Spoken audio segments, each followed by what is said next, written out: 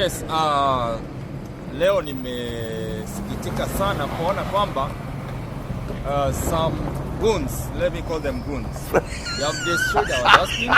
We install dustbins within CBD to make sure that we keep our clean. Yani ndugu zangu wa Kenya, huyu Geoffrey Musia, katibu mkuu wa takataka.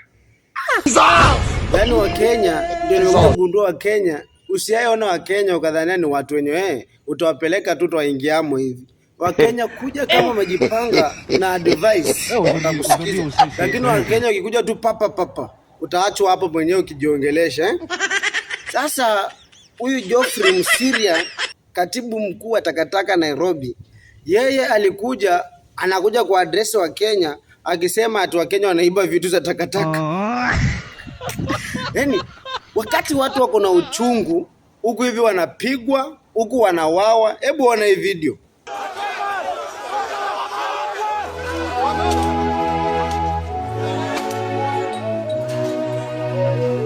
Alafu raia wanafight hivi, wanataka kupiga maaskari kwa sababu ya haki. Wewe utoke huko ukuje useme ati watu wanaandamana wanaiba maboksi za takataka. Hii inaingia aje watu kwa akili? Kutoa tu shahidi huyo Albert alipigwa aje police station akakufa. Hizo kamera simungeka police station huko ili tupate ukweli.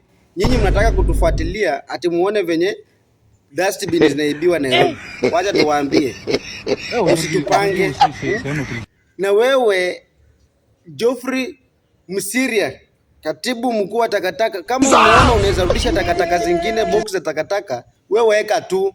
Lakini zenye zimeibiwa hizo, kwanza hawezi mnawashikanga dharani usiku tu mnawaibisha pale. Hawezi. Kwa hiyo maandamano walipata freedom ilitokea siku. Wacha watu wafanye kazi yao.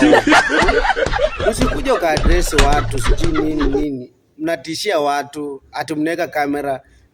Tena tuko tunarudi maandamano.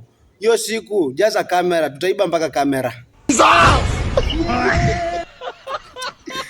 Tena wa Kenya sasa susha tuambie mteka kamera mtajaza. Tutaanza na kamera kuiba ili wakati na record tunaenda nayo. Hii recording tukiwa huko mbele.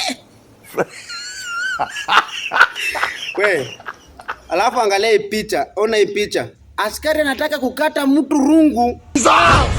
Hii askari anataka kukata mtu rungu hii. Alafu wewe unasema mambo na madustbin.